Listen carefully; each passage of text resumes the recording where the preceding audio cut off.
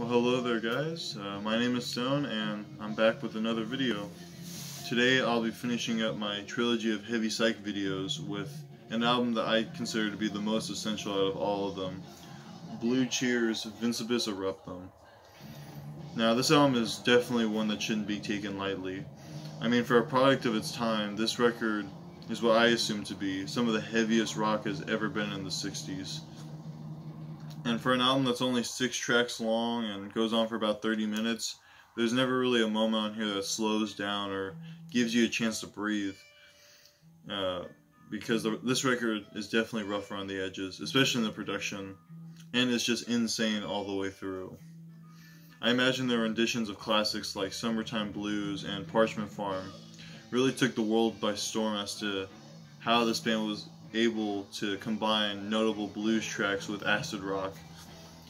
And while I will try my best to talk about the qualities of each individual track, I think it's important to say that you shouldn't just rely on my words for this review. I mean, you shouldn't ever, but especially for this one, just because the sound and mood that this album takes you through at times is just indescribable. And I think it's something you have to witness for yourself in order to fully understand what I mean.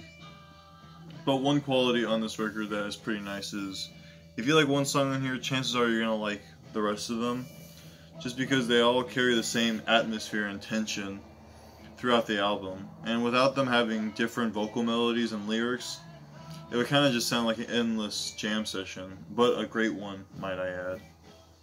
But to start things off, Vincebus Eruptum opens on the incredible cover of Summertime Blues. Now this track introduces the audience to what this band is capable of excellently, as they combine that acid rock character to such a famous song that a lot of bands have been covering at the time, and just in general.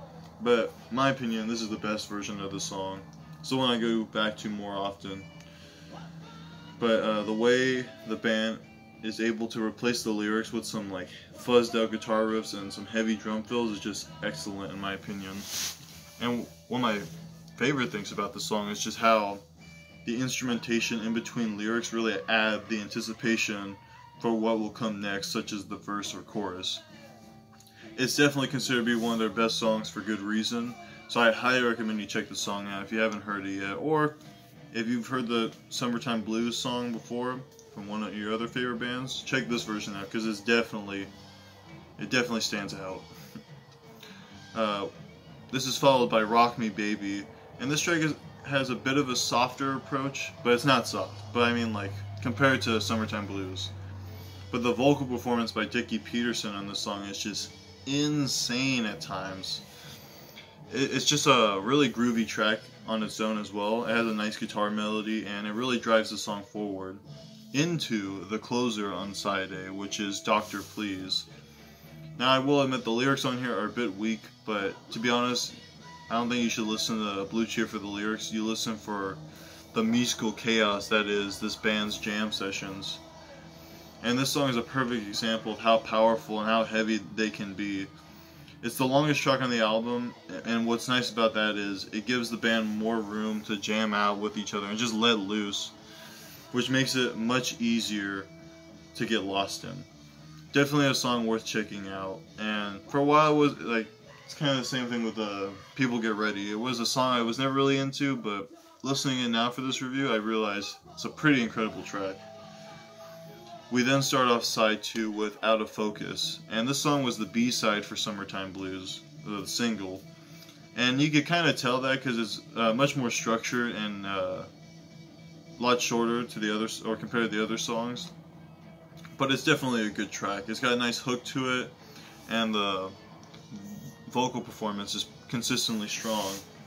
But I think this song, what I like about it is it prepares the listener for the next 2 songs in the album, which I consider some of the best work that Blue Cheer ever did. For the first being their cover of Parchment Farm. Now, I love this song so much. One of the things I love about this song is just how frantic and energetic the guitar melody and the vocals are, and how it leads into that small gap of silence into, well, before the drums could pound their way back in, and it just explode with another amazing jam performance. And from this point on into the next chorus, we are given some of the heaviest, most mind-melting music, or on the guitar that is, that on the entire album, and it includes my favorite riff. I would show you, but I'm a little embarrassed, or try to sing it. But check it out for yourself. It's really good. It's worth checking out. But when the chorus comes back, the band reintroduces the listener to that wave of energy that was heard in the beginning of the track. But overall, it's just a fantastic rendition of another classic blues song. I feel like I kind of messed up trying to explain how it makes me feel, but it's a really good track. Definitely, probably my favorite on here, tied with Summertime Blues. We then close Vincebus Eruptum on another fantastic track, another favorite of mine, Second Time Around. Now this song definitely features my favorite vocal performance on here, as Peterson really belts out those vocals very roughly, but with such livelihood. It seems like a really fun song to sing live, or just like go nuts to if you were singing it at a concert. The singing ends quite abruptly, however, which kind of sucks. I like the vocals a lot. I wish they continue a little more. But it goes into a little drum and bass solo instead. And then we get into the final 2 minutes of the song, which, in my opinion, are some of the craziest music by Blue Cheer, and just by, or in the 60s, I mean. They really just hammer on that whammy bar, especially in the last 2 minutes. It kind of sounds like you're getting abducted by aliens or something. It's just very far out there, which is what I love about it, and what I love about this record, and you could say psychedelic music in general. But that's all I really have to say about the tracks on here. But to give my final thoughts on the album, Vincebus Eruptum is not only an essential psychedelic rock album, but it's an essential proto-metal album if you're trying to listen to that music. Because, as I've said before, the distortion and sound on this record is not anything like, well, not like anything else to have come out of the late 60s. Sure, there are bands like Leafhound and Gun that also influence heavy metal, but I don't think any of those bands, or any band similar to them, went as far as Blue Cheer did on this record to create such a hazy yet fiery atmosphere in their music. And I think that wraps up my video, pretty much. Hope you guys enjoyed watching, and will let me know what your favorite song is off of this record. And let me know if you know an album that's actually heavier than this one, because I'd definitely be interested in checking it out. Or that came out, like, that's like a proto-metal album. Because then I'd be interested, because I've really been getting into that music, or at least, like, the steps towards heavy metal, and the steps towards, like, the first Black Sabbath album, which is something I'll definitely review sometime. But I'm kind of glad I'm ending this trilogy of videos, just because there's some other genres that I want to talk about, or other albums. But I definitely will talk about Disraeli Gears. I kind of feel stupid.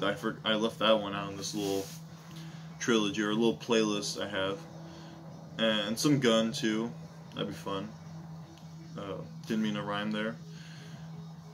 But yeah, at the same time, I'm eager to review some new music I've discovered, and, I don't know, try to bust out a few more videos before school starts. So if you guys enjoyed this video so far, consider subscribing. That'd be cool if you like the direction where this channel's going. And yeah, that's pretty much it. I hope you guys enjoyed the video, and I'll see you in the next one, maybe. Alright, bye.